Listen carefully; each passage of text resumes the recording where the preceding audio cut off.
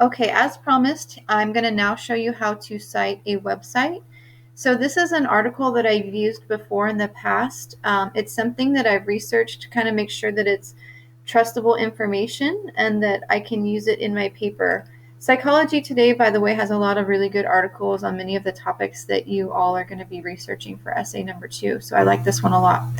So when I go to cite it, I like to keep my website page open here as well as my Noodletools. Okay, so then I can just toggle back and forth.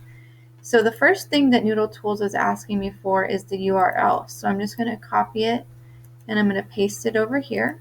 Okay, and then now I'm going to look for date of publication. And a lot of times on your pages like this, where it's more like a dictionary type entry, there's not going to be, oh look, I've got it down here. Okay, so it was last reviewed on 4/10/19.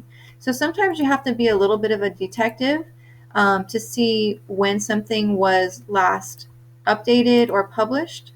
So I'll put 4/10. Now the other good thing about that is I know it's really recent. So that's about a year ago that it's been updated, so we can trust it. The date of access just means when was the day that you most recently looked at it, and you've got this little button today.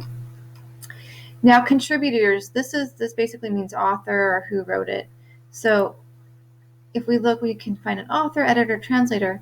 And this is good because a lot of times on a website like this, if you look at the top, I don't have an author.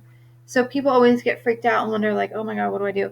And the answer is you leave it blank. So if you have no author, you simply will leave that portion blank. The web page or document article title is here up at the top. And I can just grab this, make my life easy here. Okay, I've got my title there.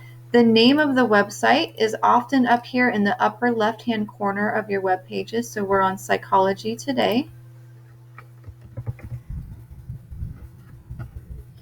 Publisher of the site. Now this one's important.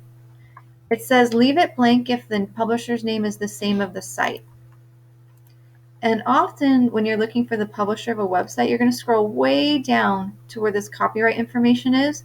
And we see that the publisher is the same as the website name. So we can simply leave that blank. Okay, and we have no editors, we have no additions. So we will simply click Save.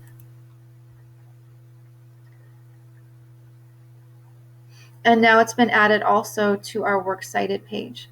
Now the beautiful thing about Noodletools is this button up here where it says Print or Export.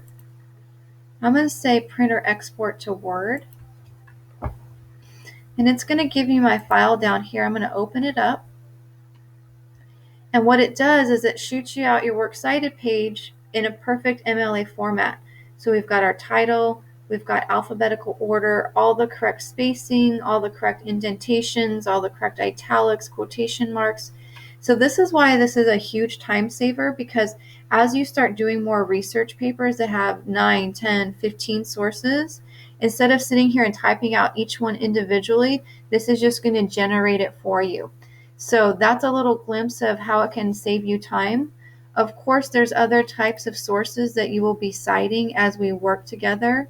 Another common type of source that many of you will be working with is a database. So you can do something from a database. Maybe you found a journal or an article or something like that. Remember, the databases are those things through the Mount SAC Library website where they're like those houses of information that I talked about. So play around in here and see if you have any questions. And if you do, let me know. All right, good luck. I hope your papers are going well out there.